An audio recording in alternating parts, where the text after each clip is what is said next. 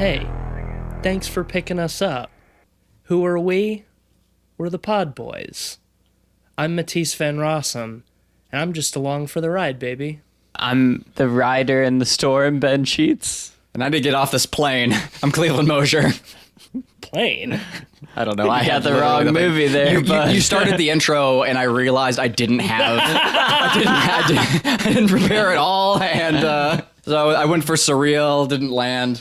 Going full Air Force One here. Mm-hmm. Well, we're not covering Air Force One today. Nope, we're not covering Air Force One. As much as I've misled you. We are covering a movie about transit, though. We're going to be talking about The Hitcher. However, before we do, last week, Cleveland, you made a prediction that people were not going to like It Chapter 2. I did, and I haven't looked at any media on it since. Well, I'll tell you that you were right, but definitely not for the reason that you thought you were. Oh, yeah? People don't like It Chapter 2, but it's because Pennywise is canceled. I saw a meme of that. That's not what actual...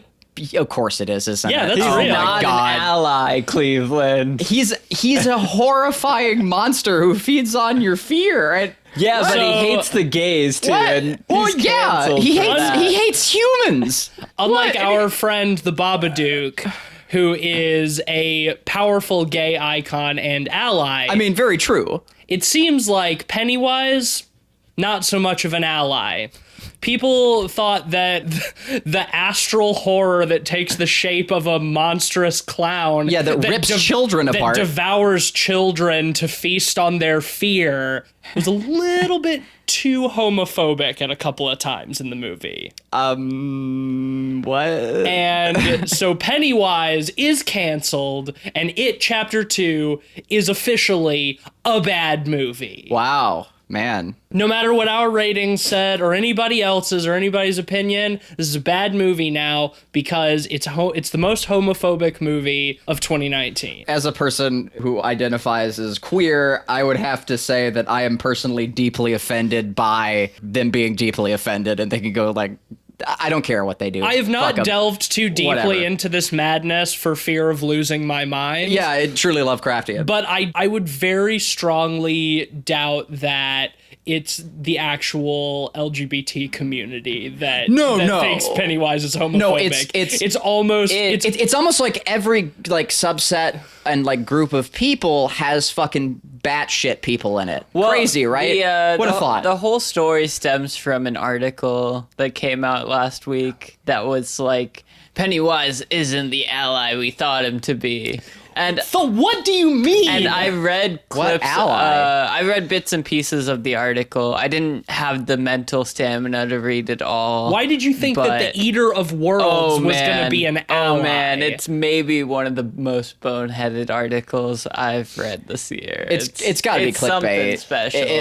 I'm gonna hope. It's certainly clickbait, but that doesn't mean that it's not some fucking idiot's actual opinion. Sincere opinion, yeah. Right. That's got to be a very small group of dipshits. It would be one thing if it was like one of the protagonists that said or did something homophobic. But even then, the like, monster... You can have homophobic characters in a movie. Right, but the monster, the one that eats children, Hey. I need to reiterate that eats children. Yeah, what the fuck? Hey, I will say, the Jaw shark, not homophobic at all. That's true. The shark from Jaws, not canceled, still an ally. Yep. And, of course, the Babadook, obviously. Yeah, still yeah. the only ally you need. The greatest gay horror icon. You know of all. what? I bet that this is sort of stemming from some of the people who, when It Chapter 1 came out, I was seeing a lot of just fucking absolute cretins on the internet being like, Pennywise, his design is so cute. He's probably boyfriends with the Babadook. Did y'all see I'd that ship at that. all? Like that was a thing that was happening for a while. Maybe like. And then this movie comes along and Pennywise mocks Richie for being in the closet, and now no more. Hey man, you know what? My new fan theory is that Pennywise is acting so homophobic because he's a closeted gay. And That's true. I still ship it. My stance on this all is if you think Pennywise is attractive, you shouldn't be allowed anywhere near children. You definitely shouldn't. That's just a little update on true. last That's a week. true Thought that would be a fun way to start the show. But now let's get down to business, because this is America's #1 business podcast. Business. Which is why we have so many sponsors and we are so wealthy. Oh, yeah. So our business for this week is The Hitcher from 1986, directed by Robert Harmon, starring Rutger Hauer, C. Thomas Howell, and Jennifer Jason Leigh, in which a young man driving cross-country engages in a deadly game of cat and mouse with a psychopathic hitchhiker that sees him framed for the man's crimes. You know, I spent this whole movie just waiting for Sean Bean to show up, and he never did. And I'm just disappointed, frankly, by that. This wasn't the Hitcher that I thought it was. Yeah, who's Rutger Hauer? What is this? Looks like the movie picked up the wrong hitchhiker. It's not in black and white, but it was an old movie. I don't know why we watched it. That's not worth our time, right? We're a current podcast. It came out before I was born, so I'm not interested in seeing it. Exactly, you understand. Yeah, totally, I get it. Yeah. Ben, why did you make us watch this movie? Yeah, seriously, this like old white guy trash. Like, come on, man. This is exactly what Ebert and Siskel said on More their old show. white guys. It's yeah, all right. awful nihilistic trash, Yeah. Nobody should support it. Nobody should support it, and I certainly don't support it. Yeah, no. The Hitcher is also canceled. Yep, we're getting it all out of the way in this podcast. We're canceling everybody. All jokes aside, I very much love this movie. This was my pick, and I was very excited to watch it again. I think it's an underrated horror film, an underrated slasher film, and an underrated Rutger Hauer film. After watching it for the first time with you guys, I wholeheartedly agree. I am simply staggered that I have not been forced to watch this movie before now. I feel a little cheated that I hadn't seen this film before. It's a goddamned masterpiece, and it's delightful. Well, one of the big things is it just hasn't gotten a great release. Like, it's come out on DVD, I think. Yeah. But it's hard to find a really high-quality copy. I think...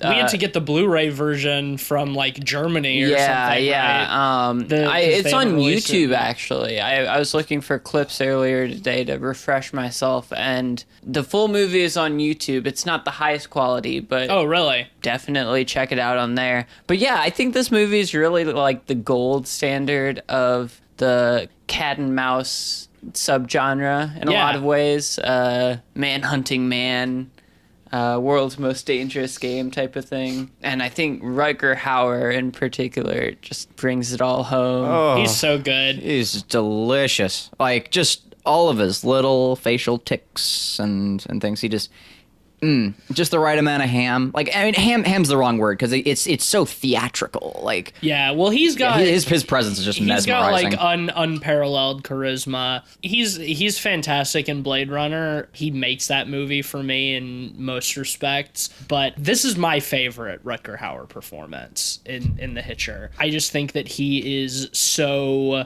creepy and intense. I love that they almost play him as a supernatural force. Well, that's the thing. Because he always shows as a human up. being, he's not a super believable character, but once you realize he's almost the devil incarnate, Right. Just appearing to taunt our main character and just ruin every situation. Yeah, literally Satan. Right, that's the thing. This becomes more interesting. This movie is a lot more surreal than you would expect from its premise. It's a road movie in the loosest sense, but it really becomes sort of like a Moby Dick kind of thing, where these two people, C. Thomas Howell and Rutger Hauer, are just completely obsessed upon each other's destruction, to the extent that they don't give a shit about anything else, and that everything else is kind of incidental. And I love the way that builds up too. Yeah. For C. Thomas Howell, because he doesn't start that way. There's very much an upward arc. For a lot of the movie, he's just trying to get away, and Rutger Hauer just keeps showing up no matter how far he goes, Well, that's the interesting thing. In a lot of movies of this ilk, for example, Steven Spielberg's Duel, or the movie Joyride that came out in the 2000s. There's a distance between the main characters and the antagonist, whether it's not seeing him much at all in the movie, or being disconnected through like radio or something or other. With this movie, you see Rutger Hauer's character and he makes his throughout the movie. presence known so regularly. Yeah, and you see him throughout, and from the very beginning of the film, too. It's something where in a lesser movie it would be ridiculous, but because Rutger Hauer gives such a killer performance, it really works. Just the strength of the structure of the film and how it keeps pushing the narrative to such extremes. You just kind of throw believability out the window at a certain point. The escalation in this movie is insane. Oh, yeah, it's out of this fucking world. I was not expecting it to get that high octane by the end. I had no idea. I thought I was like going to be watching like a highway thriller film for the entirety of the movie, and it was going to be more cerebral. Boy, was I wrong, and very happily wrong. There's a lot of like flipping cars and blowing cars. Oh up yeah, and it's shit like that, like shooting a helicopter out of the sky. Out of the sky. Framing... Rutger Hauer shoots a helicopter down with a revolver, and it's awesome while driving. If it wasn't for the context of the events and the way that they're emotionally framed, this movie would feel like a 70s era like Eastwood Western. It has those like big Monument Valley kind of backdrops. It must be shot in like either like New Mexico or Nevada or anywhere in that region. It takes place in Texas, but it could be literally anywhere. And he's trying to get desert. to California. Yeah. From Chicago, which I did think it probably weird is that likely he'd go Texas. all the way down to Texas. Yeah. Well, yeah, I mean, the film for sure takes place in Texas, but I don't know if they shot on location. Yeah. Well, could have shot anywhere in the Southwest. Very true. Desert is the same. Yeah, but point being is it looks like a Western. It does not feel like a Western. The score helps with that tremendously. The score is so quintessentially 80s. I'd actually forgotten the score since the last time I saw this movie. It's very ethereal, very light, synth-heavy, ghostly synths that just sort of brings this contemplative mood to it. Like I find it very moody, and the cinematography is pretty good too. Mm-hmm. Well, going back to the score, I listen to a lot of like new retro wave and a lot of like synth artists, current artists who pull from like 80s aesthetics, and you can always pick up like the John Carpenter influences and Giorgio Moroder and etc. But watching this movie made me realize like how influential it was as well. I was picking up like certain melodic elements and specific sounds that I've heard repeated so many times and just didn't realize their influence. Fucking awesome score, 10 out of 10. The weird thing about The Hitcher is that for as violent and high octane it is for like a movie with a man shooting a helicopter out of the sky and two police cars flipping simultaneously and exploding, a lot of The Hitcher feels to me like an art house film. Well, I think part of the reason it feels that way is because Rutger Hauer's character is very not human. Yeah, he just like appears places where it's like, how the fuck did he get there? How the fuck did he know C. Thomas Howell is there? But it's more just like the realism of this movie represents, is paper thin across the board. It's whether it comes to the dreamlike. motivations of the main character or exactly like how Rutger Hauer can plan out some of these like Wile E. Coyote level traps for our main character, it's not feasible. But who gives a shit? Well, it's the 80s. Like, we're watching like a highway killer film. Like, I could give a fuck about realism. And like the scene where he's like with Jennifer Jason Leigh in the motel room and he goes to take a shower and it cuts back to the bedroom and Rutger Hauer's just in the bedroom. Yeah, my dude just teleported. Like, he didn't come in through the door, which has the chain across it. Like, he's been in the motel room the entire time. Guess like, so. Yeah. He's just so smart. He knew which room they were going to pick out and waited for them in it before they even got there. But the thing is, like, by that point, he's already sort of like been characterized as a more than human character. Oh yeah, he's a phantasm. So at that point, I don't give a shit. It's like the first couple times, like, how the fuck, like the second time he sees him when he goes to like the abandoned gas station and he's looking around and Rutger Hauer's just there. Yeah, like when that happened and for several sequences after, I was thinking to myself, well, his presence hasn't been validated by anyone else. God, they're probably going to go this route. He's probably going to be like a fucking figment of his imagination. He's actually the killer himself and he's snapped, like a Fight Club kind of situation or something. And I was just waiting for that to be the case. And then thank God it's about not. Halfway or 2/3 through the film, like, Rutger Hauer's presence is validated next to C. Thomas Howell. And so they made that clear for me. And I really appreciated that,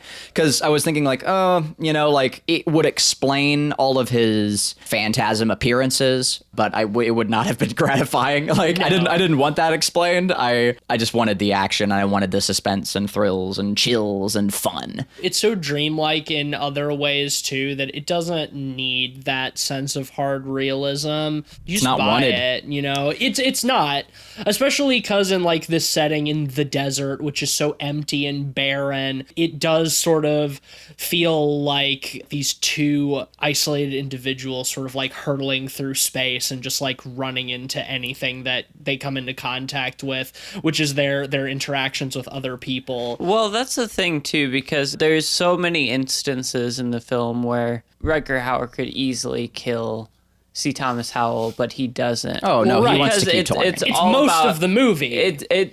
You can tell that his character gets a thrill of the hunt when you bring the idea of it being like evil incarnate or the devil. It makes more sense, because you could have easily killed C. Thomas Howell. Let's get into that, because I think that is what makes Rutger Hauer such an interesting character in this movie, is his motivation and his sort of like self-destructiveness and his death drive. Literally. Well, yeah, pun intended. The opening scene of the movie is C. Thomas Howell picking him up in a rainstorm. And I love that his first line when he opens the door is like, "My mom told me never to do this." It's like, boy, if you only knew.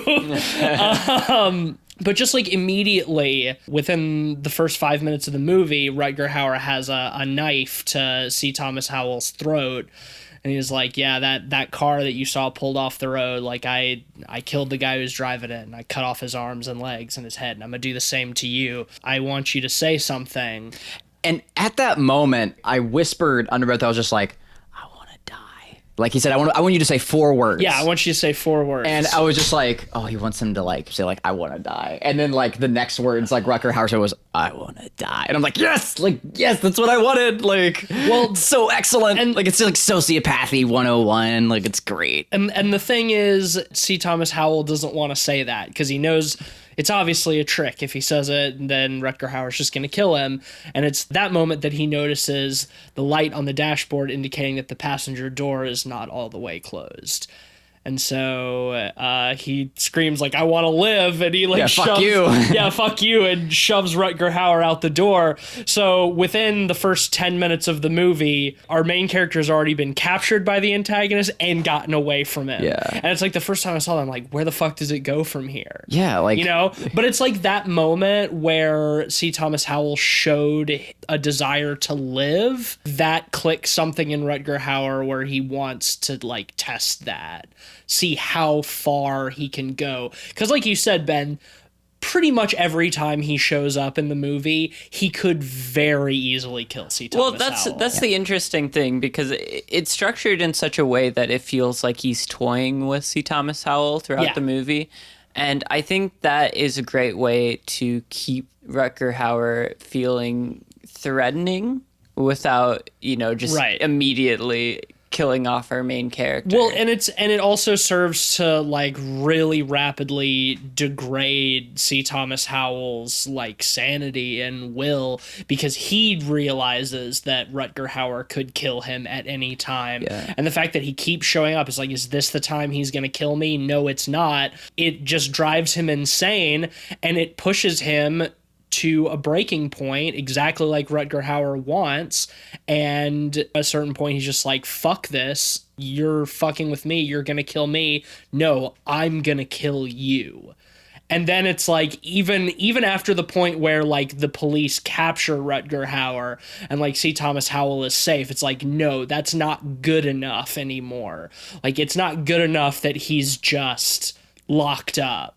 Like, I'm gonna fucking kill this guy. And he also knows it's like the laws of physics do not apply to him. Right. He needs to die. He's gonna get out. Will do no good. Yeah, right. And I love that. He probably got captured because he wanted to, like. And he did, as we find out. But no, I loved that. And unlike most of those like cat and mouse situations, you don't feel at any point any ease for C. Thomas Howell because of the way he's being toyed with. You get the vibe that he's toying with him for his own amusement, and he wouldn't really care if he died. The hurdles that he throws in front of C. Thomas Howell are all lethal, and they all feel lethal. Like, right, it's not like he's Yeah. not necessarily pulling his punch. I mean, a few times he does straight up just leave when he could have killed, like in the diner. Rutger Hauer just comes in and sits down across from him, Just like, you know, one of my favorite awesome scenes in the scene. film. And see, Thomas Howell has a gun on him under the table, and Rutger Hauer's like, "That gun's not loaded. Like, you didn't even check it." And then he does a fake gun, A finger under gun, yeah. under the table, and makes a loud noise by hitting the table,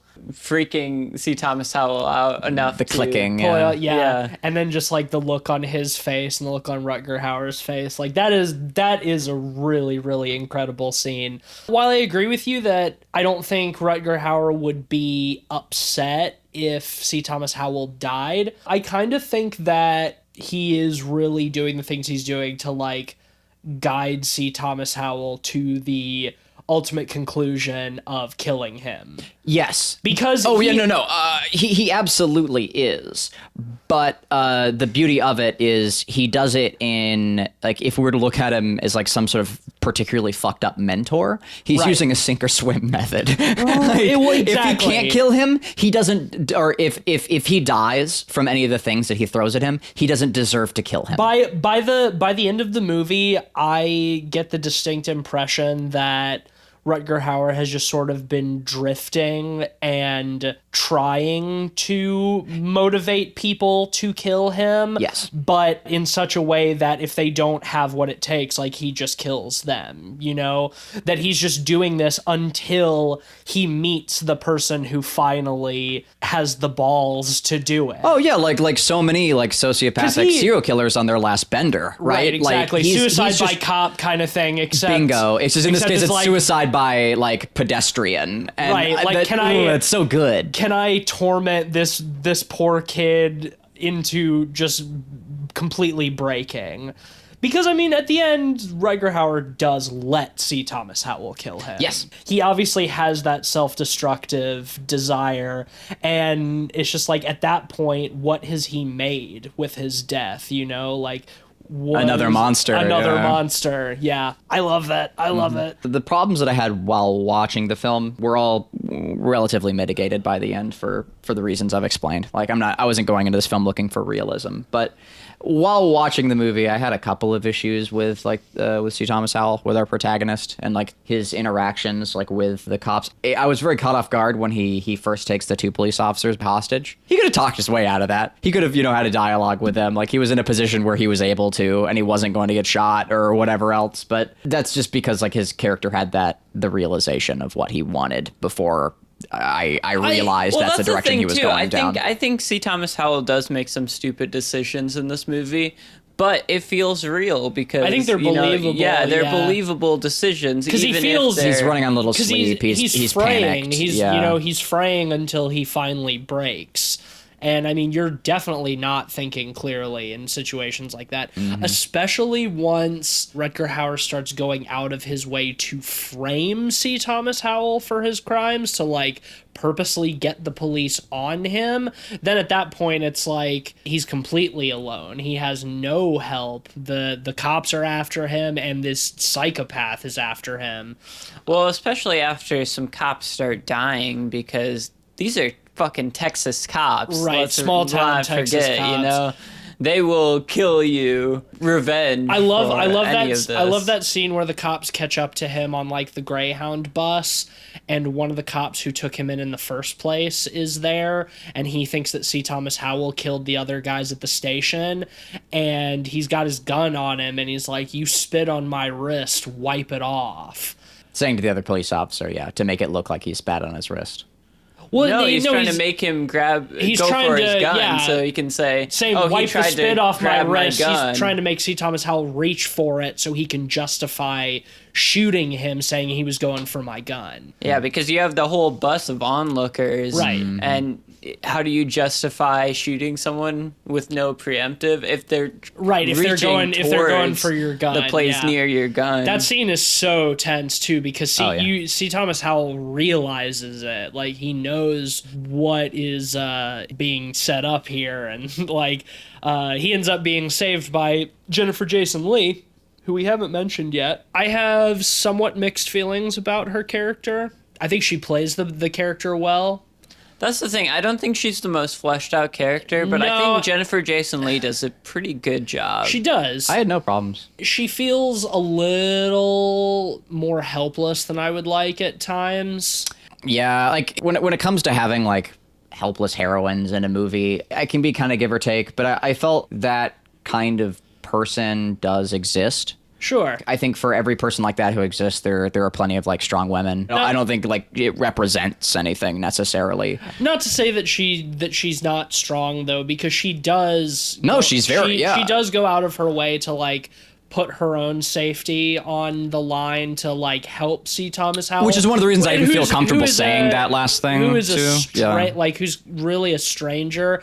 I don't like that they kind of imply that she's doing it because she's got like a thing for him. Yeah, they never like go outright and say that, but it does sort of have that implication. I think that's why they get away with it. If they'd made that like it's apparent in the dialogue, it would have been like eye rolling and unfortunate. But like he's kind of greased up. He's wearing a leather jacket. He comes into the diner. It's like he's just, going from one town to the next. He's in a bad situation right now. Like she's kind of primed up to have stars in her eyes a little bit. Like I get it. Like the one time in the movie I thought that actually worked to its benefit was the hotel scene. He's taking a shower and she's in the bed falling asleep, and Rutger Hauer gets into the bed with her. Oh, yeah. And at first he puts his arm on her and she kind of looks comfortable, and then she quickly realizes what's going on. Right.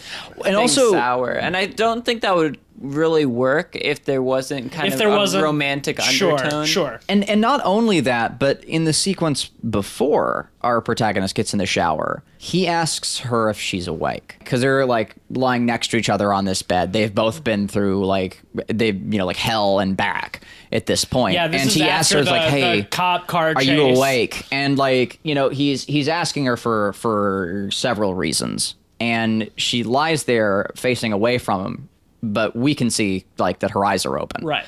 And she doesn't respond and lets him think that she's sleeping. And I feel like if she had been like mega head over heels or whatever else, and if it had been played too far, they would have put a sex scene there. Right. And the fact that they didn't is what really saves it. Like that's a huge saving grace. I agree with you. Like you said, it's like it's subtle enough. They don't go too far with it that it's not like a problem. It's the kind of thing where I'm kind of like, I don't know if I really like it, but I think it's the best way they could have done that. Yeah, absolutely. If they have to. And so I don't hate it.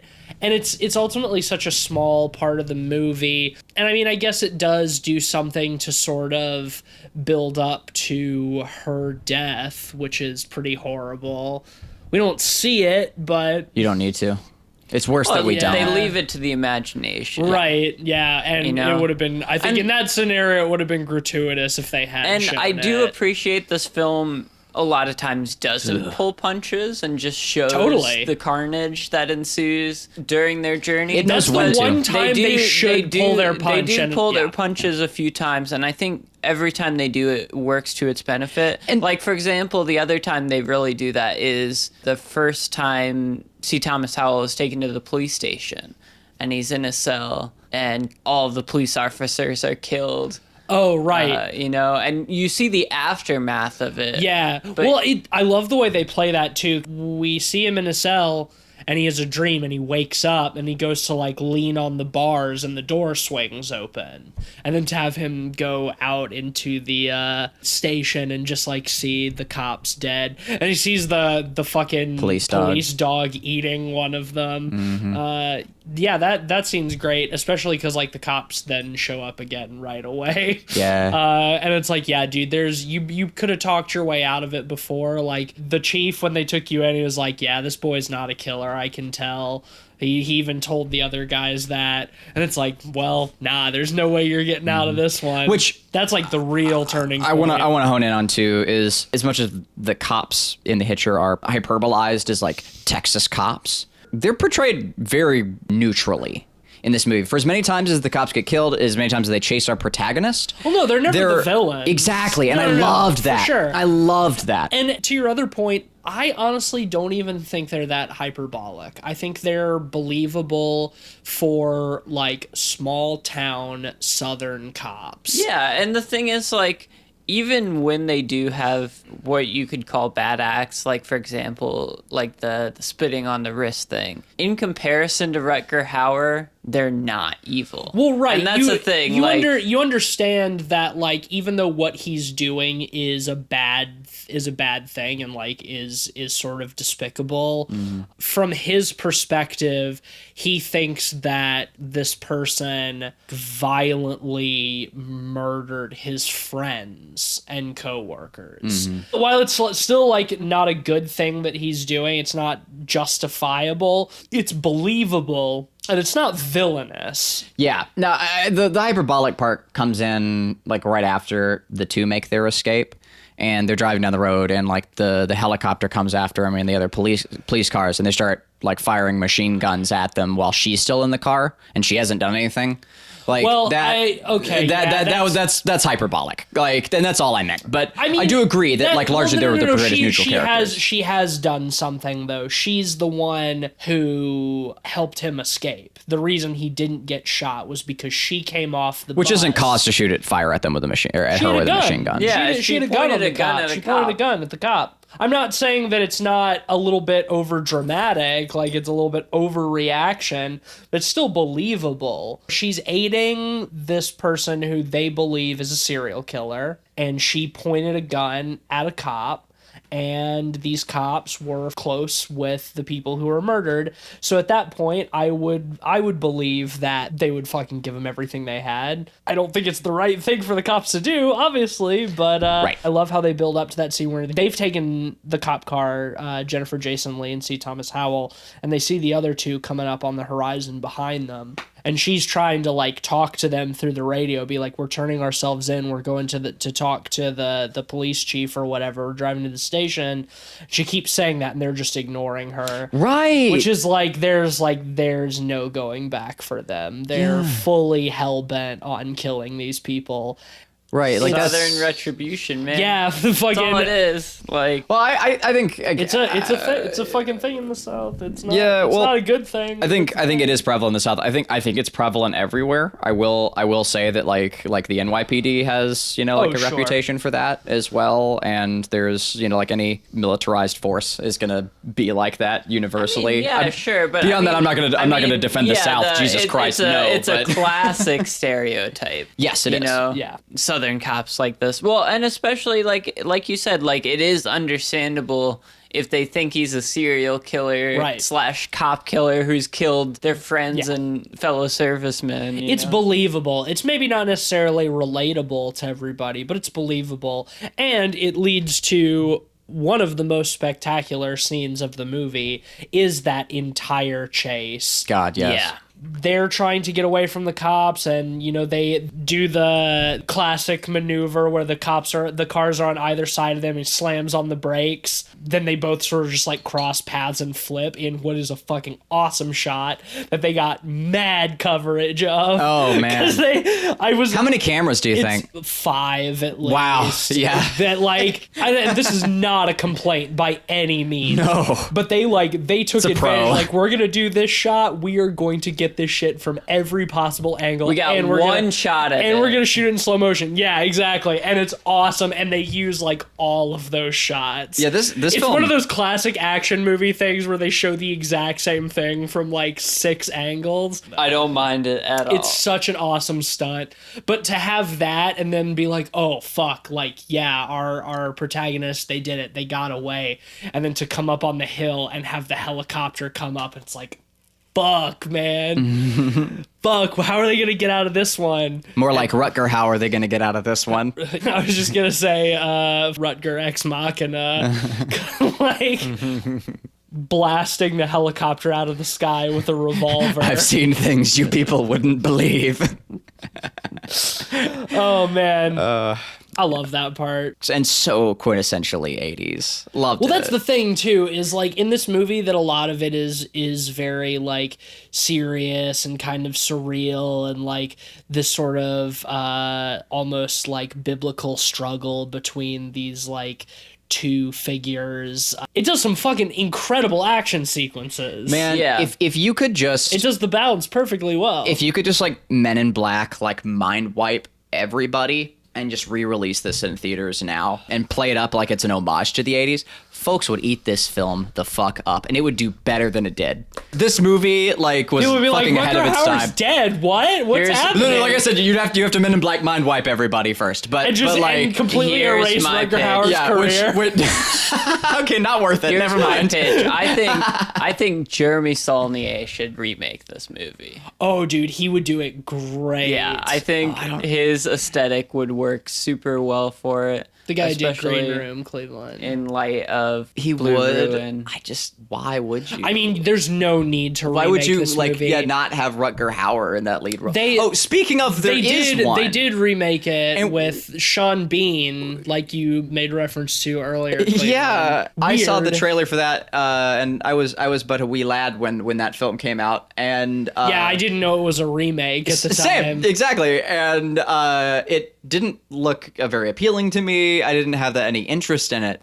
So when you produced suggested by we were going to Michael watch The Bay, Hitcher for the too. podcast, I was It like, was produced by Michael Bay. Yep, Was it the really? I remake. didn't remember that. interesting. Yeah, That's a film I will not be watching. yeah. I have not seen I'd it. be curious to compare. I don't care. See, there's no way.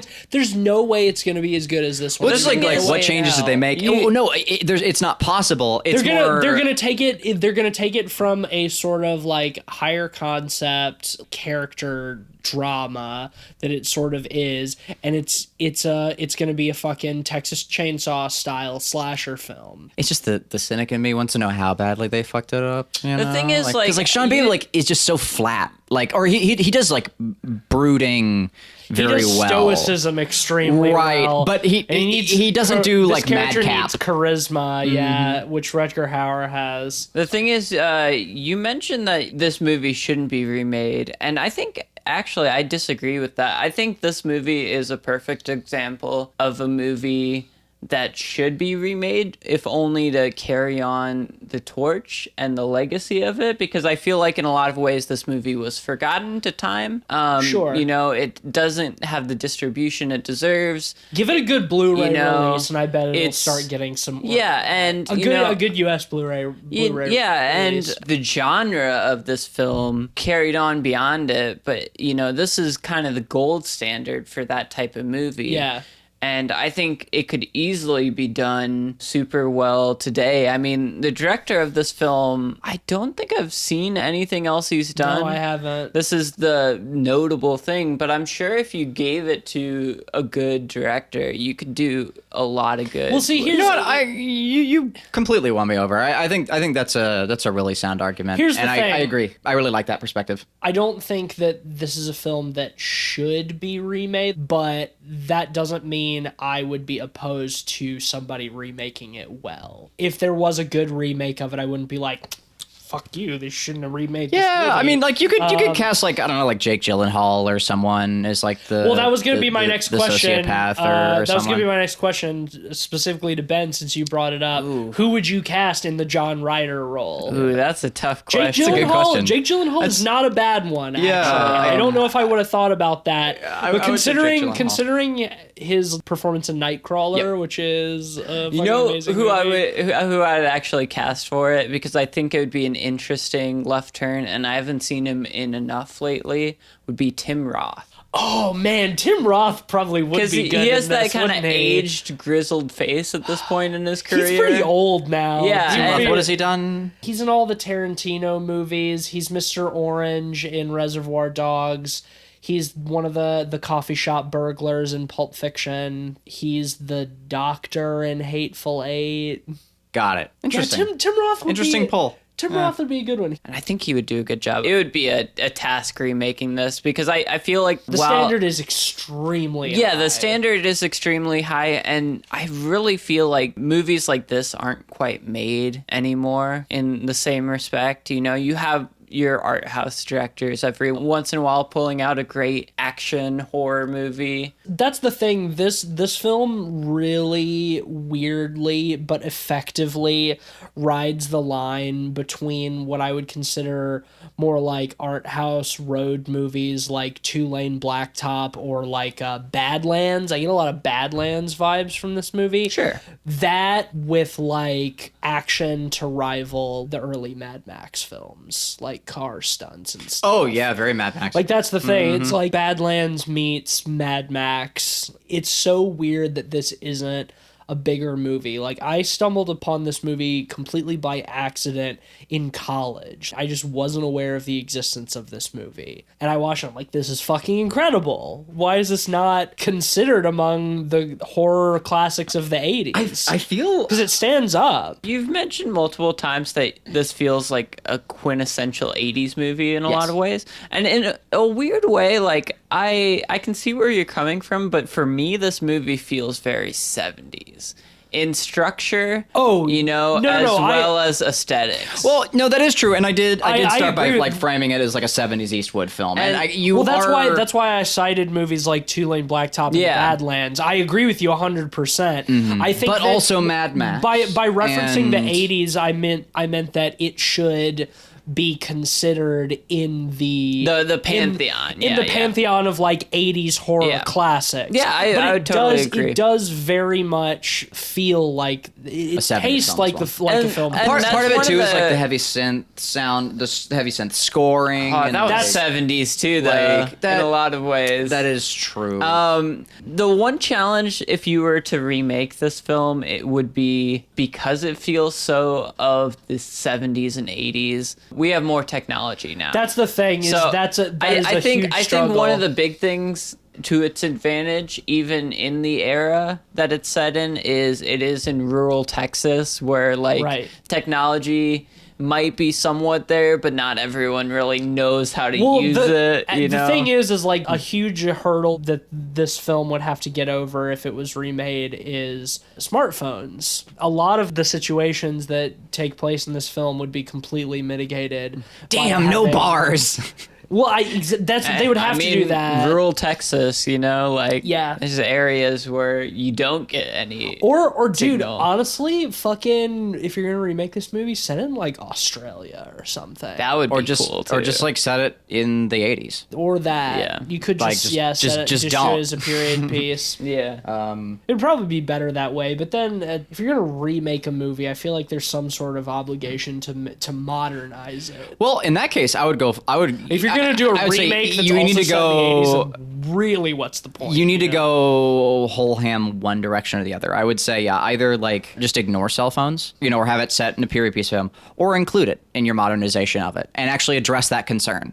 In your plot. Yeah, you'd have to have something like the cell phones get broken or something. Or even like he uses cell phones. That's part of his being a fucking phantom. But I could see it being very bad, and I could already see how that'd be done cringy, like in a cringy way. And I'm not saying I have an answer for how to do it right. I'm saying it could be possible. Steve Jobs that owns all the iPhones. Oh, that's the thing. I think if you were gonna modernize it, you would have to skew it more towards, not completely, but skew it more towards realism in general. I don't think you'd be able to get away with Rutger Hauer's more phantasmal antics, so to speak. I think that it would have to be a little bit more grounded than that. Man, Phantasmal Antics is a great name for a band. True, but that also sort of feels like 70s. Have it be sort of more ethereal and surreal. You could always set it in the 1870s. Howdy, partner. Can I hop up on your horse with you? Be you some sort of peddler, stranger? What are you doing out here on this lonesome road? Yeah, fuck it. Just do that. Yeah. The hitching man. I guess ultimately I would be on board with a remake if they did it right, but it's nothing that I'm looking out for because I just want to see this re-released in theaters. Movie. Like, it deserves it. Like, it just I would do so well now. I want it to get a nice US Blu-ray release. That's the next step.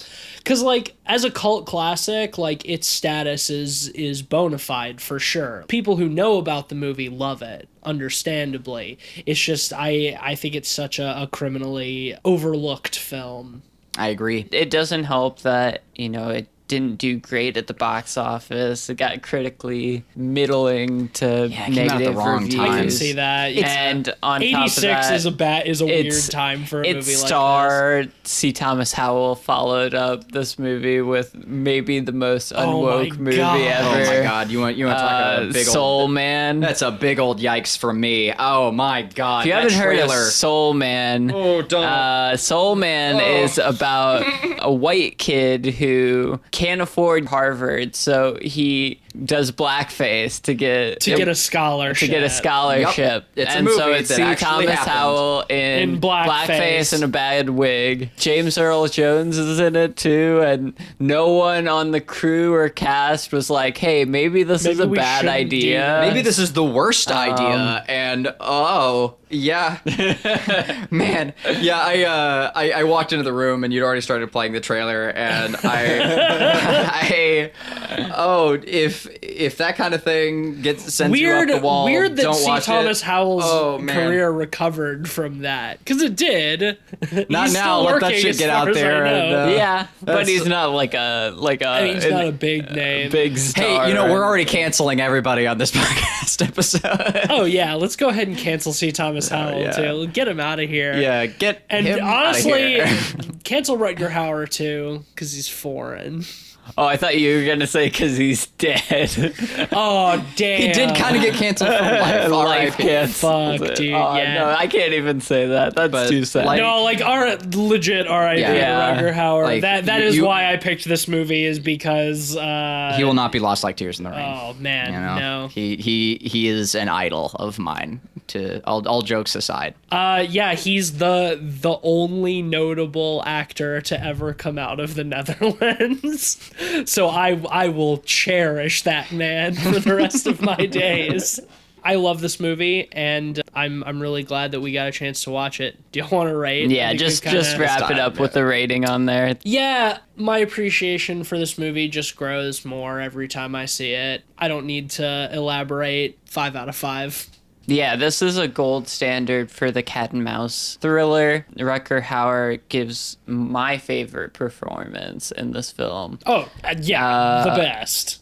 One of the most iconic, slasher villains, even though he doesn't have the figure of a Jason or a Freddy or the, imagery that those carry. Rutger Hauer brings such a performance to it that he stands alongside those. I think this is like the pinnacle of action horror. Oh yeah. In the mixing of adrenaline-filled action sequences with awesome stunts and practical effects with legitimate horror. And like you mentioned earlier, the aesthetic, both with the dreamlike imagery, the great cinematography, and the really ethereal score, it just brings you to such an interesting place. And it's a daytime horror as well. Yeah, daytime horror. We were talking about in our Midsummer episode. There's not enough of it. This is a 5 for me, obviously. No film is perfect, but this one is absolutely perfect for me. We need a t-shirt for you that says that. You say that every time you give a movie 5. Yeah, it's true every time I give a movie a 5. It's my little catchphrase. That's why I said put it on a t-shirt. Oh, you're right. That is what you do with catchphrases, isn't it? Yeah. I done fucked it up. You can go ahead and hit the nut button, because this is another golden pod for us. Another golden pod. Another golden pod. Add it to that list, baby. Well deserved. Mm-hmm. R.I.P. the man, Rutger Hauer. Gone but not forgotten. Gone but not forgotten. There'll never be another. But thank God we have his films. On that note, I think it's time for a word from our sponsor. Yeah, last week our episode was too bloated for us to fit a sponsor in, so I made a promise that this one would be particularly good. You know, I sure did work all week trying to. Did you write the copy yourself? No, Usually just to get us sent, a good sponsor. I was gonna say usually it's sent to us. Making phone calls, sending emails. We gotta make up the money we missed last week. Just flipping through my Rolodex, just looking for. So for all the since we didn't have any sponsor last week, did you get 2 this week? Did you make out fully? I don't know, but yeah, I guess I did. Because I sure yes and do. Did you just get one that gives us double the funds? Both, actually. You see, the first sponsor is from Fundy and Doubler. Double your funds and run with the fun. And their goal is to double your sponsorship income. Oh, cool. That's a really good one to have. So double bubbler, boil and troubler, triple your funds and run with the fun. What a catchphrase. Yeah, they got it down packed, man. You just can't forget it, you know, even after just saying it. It's amazing. Can you repeat it for me? Yeah, fun doubling, bubble buns, have fun and run. That was it. That is what the copy says, actually. Yep, every iteration. And then our other sponsor is brought to you. Our sponsor is brought to you by Tow and Go sponsorshippers, and their job is to bring you sponsors. So our 2 sponsors this week are both have built their companies up, funnily enough, around sponsorship aid. Man, talk about brand synergy. Yeah, well, it's kind of problematic because the first one's double your income from sponsors, and then the second one's bring sponsors to you. And we signed a deal with them, and I should have read the copy a little closely. I'm really sorry about that, but we signed a deal with them that we wouldn't get any proceeds until we got an actual sponsor that they could bring to us and then double our funds for, but they didn't. So we actually have no sponsors this week, and it kind of all fell through. Cleveland, god damn it! I'm really sorry, guys. I tried my best, but we're just gonna have to go back out on the streets and beg for change. You dropped the ball when the obvious answer would have been to pair these 2 sponsors with the already established sponsor shelf. Well, I tried, but don't let the sponsor shelf hear this. But the sponsor shelf hears all. They said they were afraid of the shelf and that they couldn't afford. What? Afraid of the shelf? No, I would never. No, don't. I'm not afraid of the shelf. I mean, I'm not either, Tease. I love the shelf. I too love the sponsor shelf, but they don't, apparently. And who wouldn't love the sponsor shelf? I don't know. Everyone loves the sponsor shelf. And besides, I mean, to fear is to love. And, you know, do we all not fear love the sponsor shelf? And we respect the sponsor shelf, most importantly. And we worship the sponsor shelf. And we obey all of its grand wishes. And we're thankful for the sponsor shelf. That's correct, Tease. And as for these heretics, they must be brought to justice by the sponsor shelf. So let us pick up our torches and our pickaxes and go after double bubble, fubble trouble, sponsorship doublers, and the other one. Let's go get them. Let's do it. Fuck them. So I do have results for box Finalized office results for It Chapter 2. I won't really go into Rotten Tomatoes. It's gone down 2 points to 64. Doesn't change anything. Yeah, no one's changed. So TC predicted 130. I did. You predicted 170, Cleve, and Yes. I predicted 82. Mm-hmm. Box office weekend came in. It was 91 million. Damn, didn't break 100 after all. Did not break 100. Just for reference, let me go ahead and bring up the first movie here. It is. I'm pretty sure the first one did something like 135 million. The first movie opening weekend did 123 million. Quite a drop. 30 million. So it's still making its money back though. With worldwide. Yeah. No. It's still a very big opening weekend for a horror film in general. I actually expected it to do better than the first one opening weekend because of the first one. Kind of a shame that's not, but yeah, I guess that's another point for you, Ben. What are you, like 3 ahead of us now? Yeah, I'm gaining a lead fast, boys. I think Cleveland and I are tied now, aren't we? Or am I still I think you're in the lead by 1. 1 ahead. Our next prediction is 3 from Hell, which we actually won't be covering for the show. Well, not yet. We'll probably cover it when we can download it. It's getting a really limited release.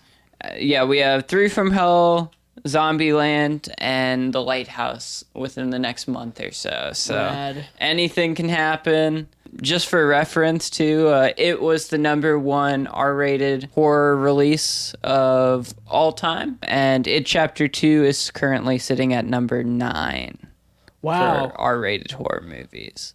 I actually would have expected it a little bit higher, but... Good. Yeah. No, that's fine. Still in top 10. That statistic is good. They got beaten out by Get Out and Us. All films that deserve it more. Last year's totally Halloween beat it too. Yeah, all better films. As much as I do like the It movies. So next week we're moving on to Cleveland's choice. Yes, sir. And we're going to be talking about a film that we've never heard of. I got maybe 20 seconds into the trailer for it and shut it off because I knew I would likely enjoy it. It is called Hagazusa. It's German. It's a German film. And it's about a Germanic, piece. Small tribe or something. But I know that the director of The Witch praised it. And that a lot of the tag reviews for it, make comparisons to The Witch. It's going to be cool. I'm excited. I love that aesthetic. I hope so. I didn't watch the trailer. Yeah. So I'm going into knowing nothing. The 20 seconds of visuals I saw looked very good, and I'm really hoping. But the reason I picked it is it's on a fairly broad list of the films that came out in the last 10 years, and I just want to cover those before 2020. As many of those as I can, and they just look like something that I would enjoy thoroughly. So I'm definitely intrigued. A German version of The Witch does sound cool. So I'm curious. It's interesting. We'll get into this more with the episode, but we're starting to see a string of movies inspired by the atmosphere of The Witch. And this sounds like it'll be an example. So. Which is dope. Yeah, the more the merrier. Yeah, totally. Period piece horror films, bring it on, please. So check back with us next week for a wild card, kind of, and hear our thoughts on Hagazusa. But until then, if you like the show and you like what we're doing and want to hear more episodes, then amble on over to Apple Podcasts and leave a 5-star review. That'd be nice. You can also follow us on Twitter at PodPeoplePod for, just random horror tomfoolery, and also on Letterboxd at letterboxd.com/podpeoplepod for a list of all the films that we've talked about on the show with our average ratings and links to the reviews. And you can also see our list of our perfect score golden pods, of which the Hitcher has just joined the list. The Hollowed Halls. Yeah, you can follow me on Twitter at Mr. Van Awesome. I'm at Mr. Sheets. And I occasionally tweet for Light Arc Studio, and you can, of course, check out our delicious, amazing, macabre, delightful horror game. It Stares Back on Steam.